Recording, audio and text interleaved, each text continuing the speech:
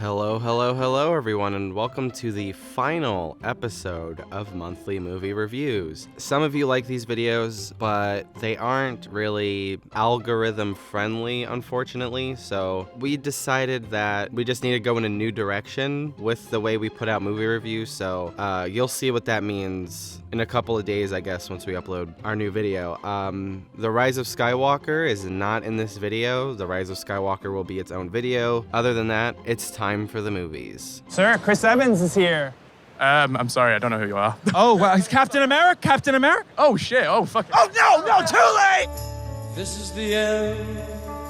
Cats is the greatest film of 2019. This ambitious cinematic masterpiece is worthy of every film praise for years to come, and it is exactly what the film industry needs to get back on track. The effects, top-notch. The songs, perfect. The acting, incredible. The story, revolutionary. This is perfect cinema, and anyone who says otherwise does not know what it takes to be a true lover of the film art form. A perfect movie. I'm giving Cats a 10 out of 10. Simply brilliant. Cats is probably the funniest movie of the year. I'm not saying it's a good movie. I mean, of course, it's fucking terrible. The CGI is laughable. The plot is meandering. The songs and their purpose in the narrative is really repetitive, poorly thought out, and at a certain point get really tiresome. The narrative itself is really stupid, but this film made me unintentionally laugh so much, and I felt great by the time it was over. The beginning of the film is hilarious because the way the film starts is ridiculous. You begin to get used to what the film is by the midway point, and by then you're kind of annoyed by how nothing is happening. But there's a certain point in the film where the film transcends your comfortability with its choices and becomes even more ridiculous, and you can't keep a straight face, even through its largest attempts at being deep, emotional, and sincere. Like when Jennifer Hudson sings Memories, there's a moment where we linger on Judi Dench's reaction, and she's looking super serious, but the shot lingers enough for you to think about the fact that her face is on a cat's body, and it's so hard to take it seriously. Ian McKellen is legit meowing at people in contempt. I never thought I'd say that before, but it's a thing, and I saw it happen. The faces of the actors rarely look passable. The human hands look fucking horrifying. Idris Elba's character is hilarious, but again, through all of those glaring flaws, this is probably the best comedy I saw in 2019. It's crazy that bad films like this are funnier than most comedies. I do also think that has something to do with the fact that we know we're walking into a comedy, so we're already on our toes, but also it has a lot to do with most comedy directors being bad film directors. I think we should just get rid of comedy as a genre and just let the audience figure out if the film is a comedy, whether it's intentional or not. I'm half serious about that. Anyway, I'm giving Cats a 3 out of 10. Sir, Chris Evans is here.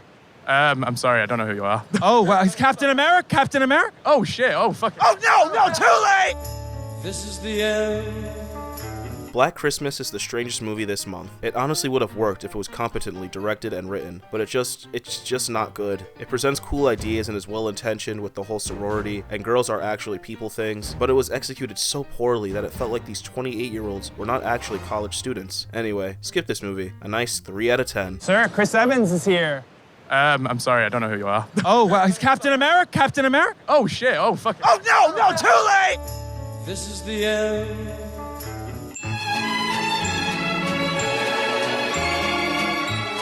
Six Underground is the latest film from Michael Bay. The logline on IMDb is interesting, so for me, this is the only film on my honorable mentions with the most potential for a lot of things. It can be good, which, I mean, no, lol.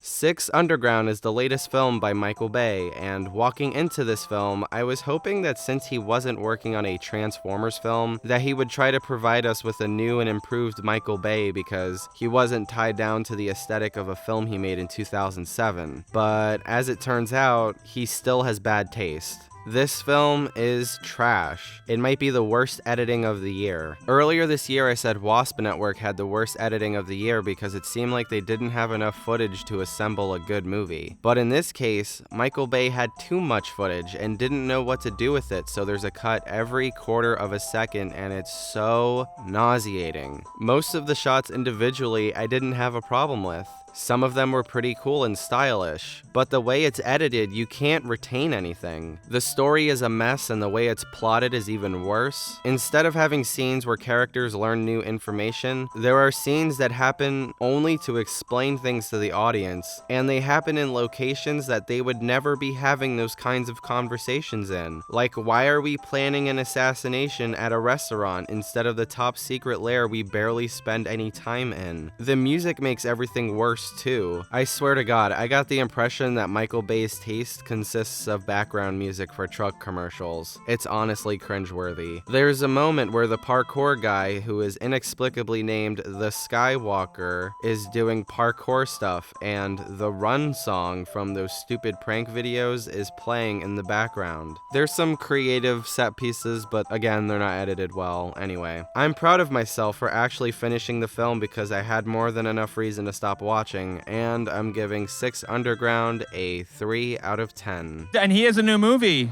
He does? Yes, what's it called? Knives Out. Knives Out. Knives Out. Ooh, I don't like the title. Okay. This is the end. This Jumanji movie was super fun. I wasn't a huge fan of the previous Jumanji film, and the original with Robin Williams is low-key a film I hold near and dear to my heart, but this film came somewhere in the middle of those films. It takes the same elements of the previous reboot and does it literally again, but something about it feels fresh and new. Maybe it was the humor, adding Danny Glover and Danny DeVito. I'm not 100% sure, but I can guarantee you will have a fun time despite it telling the same jokes. Also spoilers if you care, but Danny Glover turning into a horse at the end of the movie is the funniest and dumbest thing I've seen ever. I loved it. A nice 7 out of 10. Jumanji 2 was basically the first Jumanji, but not as funny because the jokes are the same jokes from the first film. I found myself laughing during scenes that weren't funny because I was thinking about how bad The Rock's Danny DeVito impression is. Kevin Hart and Jack Black made the film worthwhile to me, but other than that, for a film that's supposed to take place in a video game, it's unimaginatively shot. It didn't really do anything exciting or new, and the half-baked attempt at trying to make a statement about mental health made my eyes roll. But hey, I was never bored, so I guess that counts for something, and I'm giving Jumanji 2 a 4 out of 10. And he has a new movie. He does? Yes, what's it called? Knives Out. Knives Out. Knives Out. Ooh, I don't like the title. Okay. This is the end. Two Popes is the latest film from Fernando Mills, the director of Constant Gardener and City of God, which is one of my favorite films of all time. The Two Popes tells the story of the relationship between Pope Benedict XVI and Pope Francis. The film overall is entertaining, but I didn't get anything out of it besides that. They lightly brush over the topic of cardinals diddling kids. The cinematography was at times very nauseating and annoying, and I found the flashbacks to be unengaging. I'm not really a fan of the casting of Jonathan Pryce as Pope Francis. Pope Francis is Argentinian and Jonathan Pryce is obviously British. His whiteness wasn't my problem with his casting because a lot of Argentinians look white because you know why. My actual problem is that whenever Pryce had to speak Spanish, it wasn't very convincing to me. They casted a famous Argentinian actor as the younger version of him. I don't know why they couldn't do the same with the older version of him or cast the light-skinned Latinx person to make the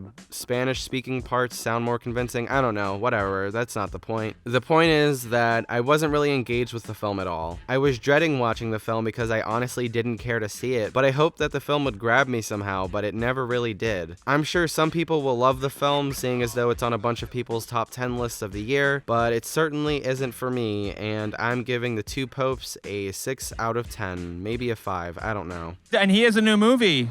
He does? Yes, what's it called? Knives Out. Knives Out. Knives Out. Ooh, I don't like the title. Okay. This is the end. Spies and Disguise is low-key amazing. This movie had no reason to be so funny, so engaging, so heartfelt, and so down-to-earth. The resolution in this movie is a breath of fresh air. It is something different that doesn't usually happen in films, and I'm really glad that it did happen. I'm not going to go too in-depth with it because I want you to go and see it and witness it and say, oh, okay, and laugh along with me. Fun movie, would watch again. I'm giving Spies in Disguise a 6 out of 10. Sir, for $1, would you like to sign this petition to remove Kevin Spacey from homosexuality and add Chris Evans? Yeah.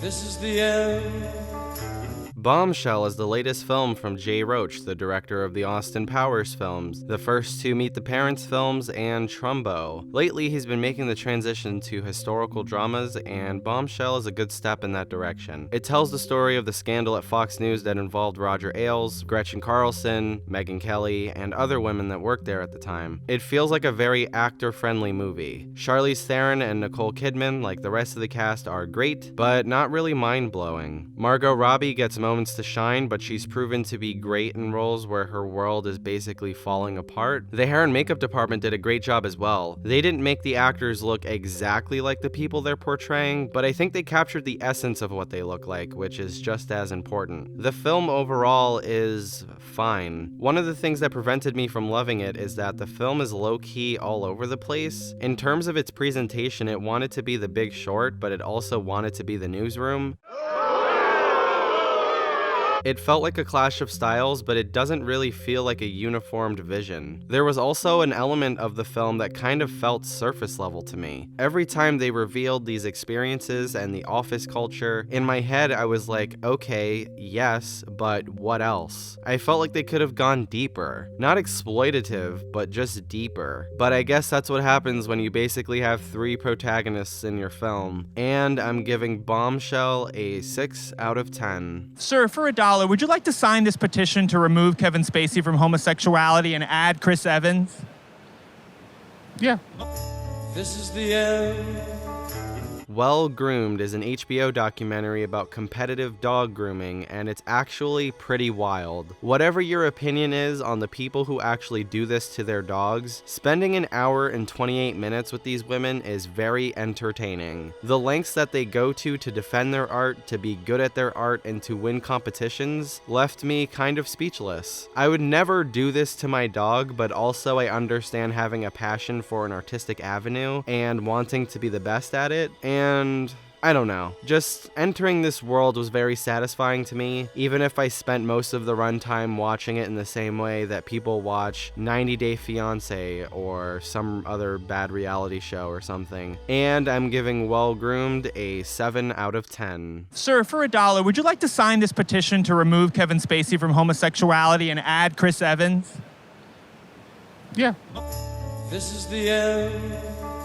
Little Women is brilliantly directed, acted, and presented on screen. This movie is so goddamn cute that I found myself grinning in the theater on multiple occasions. This movie, however, is also a gut punch of emotions. Tears formed, but I did not really break down like other films this year. I think my biggest gripe with this movie is that it's too slow and too damn long. I low-key wanted to leave at times, but I was glad I didn't. The ending is great, and the performances are great as well. A lot of people are saying that because of this movie, Greta Gerwig deserves to be nominated for a bunch of Best Director things, but I honestly think there are better movies out there with better direction. But what do I know, huh? I'm giving Little Women a 7 out of 10. White Feminism the movie was pretty good. Okay, seriously. Little Women is the third film by Greta Gerwig, the director of 2017's Lady Bird, which I really liked the first time I saw it. I saw it again months later, and the editing felt kind of choppy the second time around. The film almost felt too slim, and I was wanting more by the end of it. However, I think Little Women is an improvement. It would be hard for me to argue against that since I was crying for most of the movie. I don't even know why. Like, I wasn't sobbing or weeping, but I was looking at the screen and tears just happened to be rolling off my face. I'm familiar with the story because I saw the 1994 movie, but I feel like this film improved the story in many ways. I think jumping back and forth in time was a good decision because I remember feeling like the 94 film dragged a little. I do wish, however, that the jump between the past and present wasn't indicated by warm colors for the past and cold colors for the present, because that trope is annoying and unimaginative, to be honest. Now it's just as cliched as using black and white for flashbacks. Like, we've seen this a million times, and it's not that creative. We need a new aesthetic as soon as possible. To no one's surprise, Saoirse Ronan and Timothée Chalamet fucking kill it. This is the best chemistry they've had so far in a movie, and just on the strength of this movie, and specifically the argument scene from the trailer. I kind of want them to remake every great romantic film with them as the leads. I don't care. Remake Titanic. Remake Blue Valentine. I know that would be depressing, but they'd kill it, okay? I'm here for that. Can you imagine the Before trilogy with Saoirse Ronan and Timothée Chalamet? I'd be willing to wait 20 years just to see them do the argument scene in the hotel room from Before Midnight. It would be fantastic, okay? Don't judge me. Anyway, besides those two, the entire cast fits perfectly into their roles. Florence Pugh, Chris Cooper, and Meryl Streep were all standouts to me. If you're familiar with the story, you might be surprised because Greta Gerwig made some changes to the story in a way that mirrors Louisa Alcott's life, and changes she wanted when she wrote the book but couldn't because of the century she lived in. I think Little Women is pretty good, but it didn't go above and beyond for me to say that it's one of the best films of the year, and I'm giving Little Women a 7 out of 10. Oh my God, it's Paul Rudd. Paul Rudd, come with us. Come with us, Paul Rudd.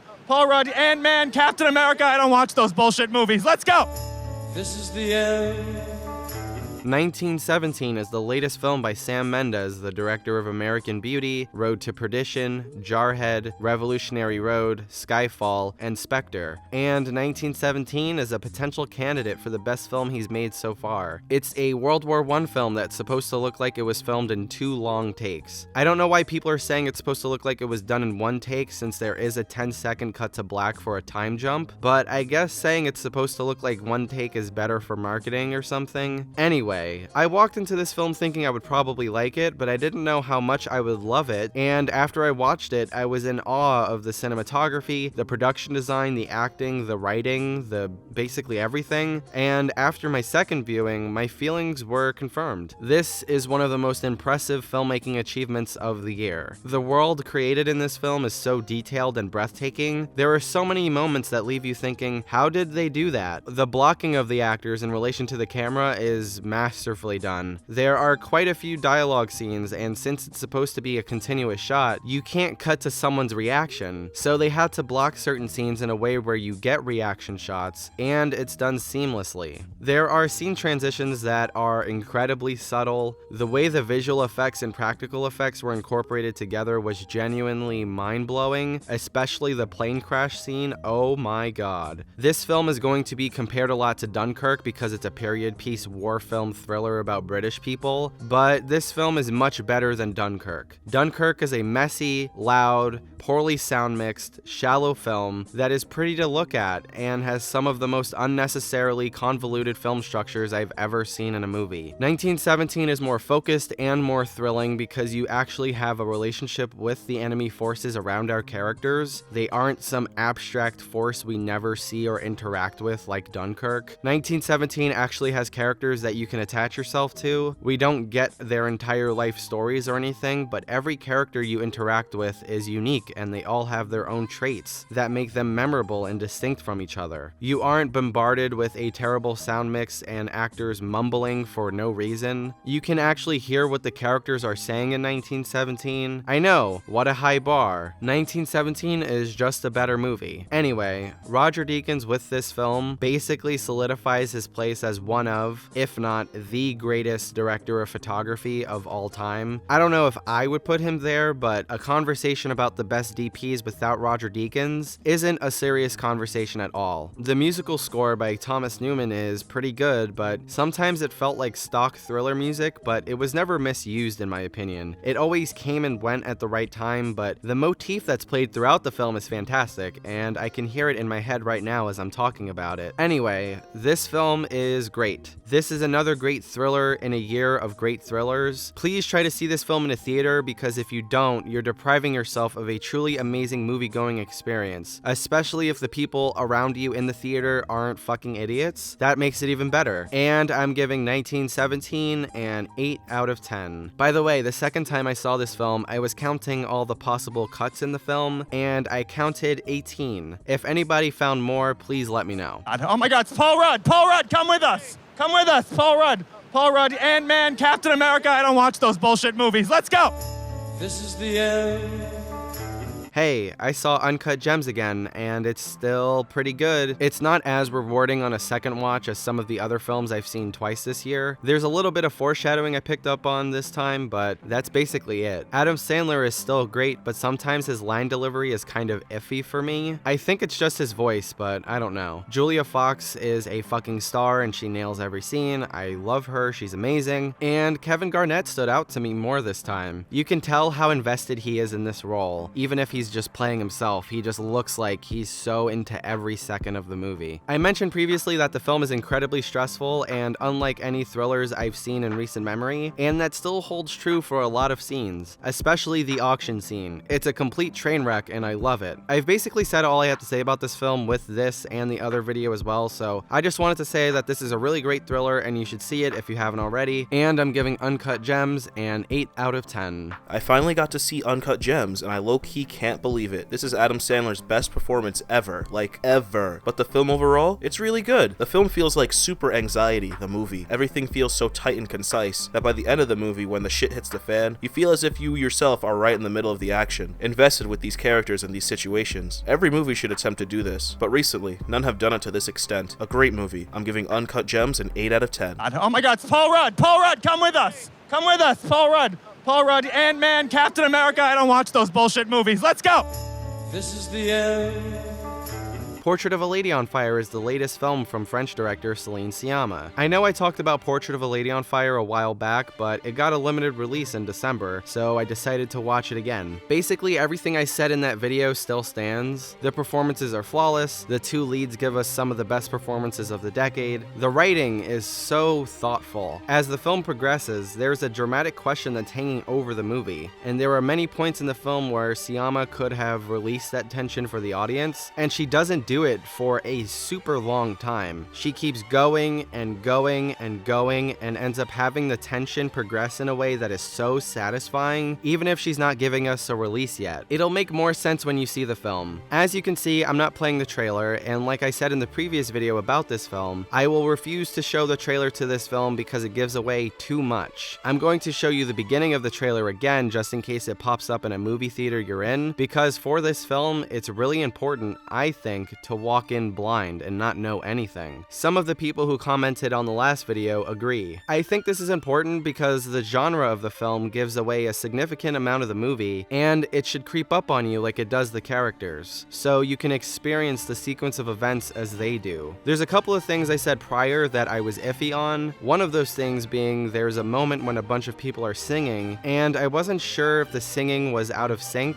but it wasn't. The other thing was that there's this blue moonlight over some of the night scenes and not others, but that also is not true. It's actually in every night scene. I must have just been really focused on the performances. I wasn't really paying attention. Usually, I'm not a fan of blue moonlight for night scenes because it's so overused and it's kind of cheesy, but in the context of this film, I think it works. The titular painting, Portrait of a Lady on Fire, is a night scene, and the lighting in the painting is similar to the way the night scenes are lit in the film, and when I realized that, it opened up a new layer of the film for me in a film that has an abundance of layers. Portrait of a Lady on Fire is being re-released Valentine's Day weekend, so if you're in or near a town that's playing this film, please, I implore you to make the trip. The colors captured by the fact that they shot the film in 8K are absolutely staggering and disarming, and your TV is not going to do it justice. The sound design is phenomenal and flawless, and the lack of music in the film, and the reason it's absent, is so smart that it's another great reason to experience it in a movie theater. Please, please, please